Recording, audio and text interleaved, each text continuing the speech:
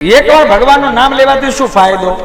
એક ગામ અને એ ગામમાં શ્રેષ્ઠી અને એ ગામમાં એક સંત આવ્યા. ગામની બહાર સરોવરના કિનારે મંદિર ને મંદિરમાં સંતે ઉતારો કર્યો. સંત જે ભજન કીર્તન સત્સંગ કરે છે, ભજન સત્સંગ સાંભળવા માટે ગામના લોકો આવે છે. એક શ્રેષ્ઠી વ્યક્તિ જેને ભગવાન પ્રત્યે અપાર પ્રેમ હતો સત્સંગમાં આવે, સત્સંગ સાંભળ્યો